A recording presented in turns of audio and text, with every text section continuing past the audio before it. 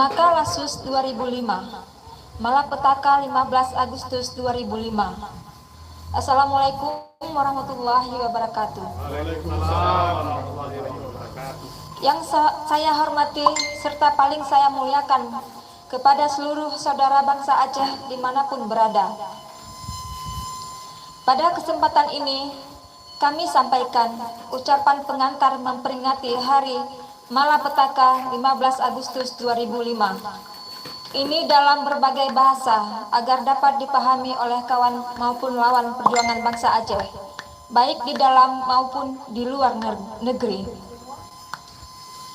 15 Agustus, tepatnya 16 tahun lalu, kita semua tahu bahwa di hari itu telah terjadi penandatanganan kesepakatan untuk mengakhiri konflik Aceh. Namun, di saat itulah kita rakyat Aceh lalai dan lupa bahwa dalam konflik, terutama melawan Indonesia, kita sudah pernah punya pengalaman beruntun dengan mereka. Musuh kita, Indonesia, selalu bermuka manis di hadapan kita dengan alasan kemanusiaan.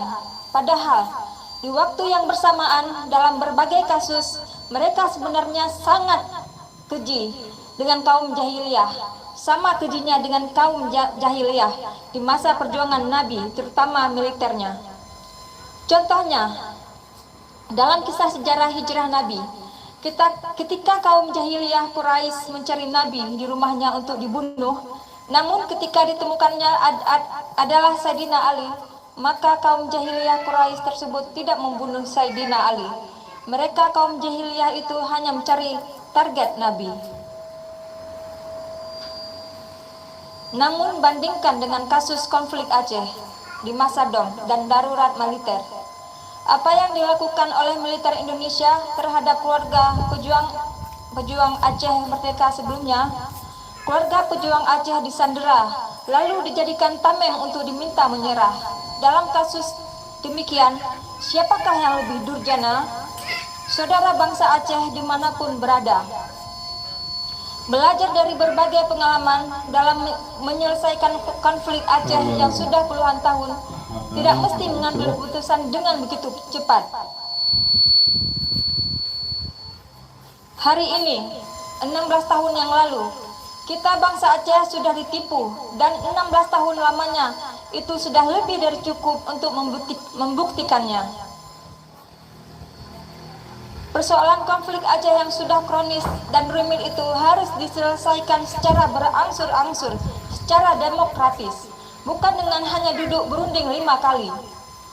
Parahnya lagi, malah mediatornya sendiri sudah dari sejak awal tidak netral dan dengan jelas berpihak kepada Indonesia.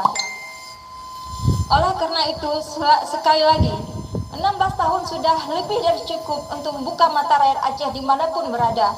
Sudah cukup. Tutuplah semua isi perbincangan mengenai MU Helsinki itu. Hari ini, dari Denmark ini, sebagai tenggal sejarah, kami menguburnya. Namanya MU Helsinki beserta anak keturunannya bersama UUPA, Undang-Undang Pemerintah Aceh, untuk selama-lamanya.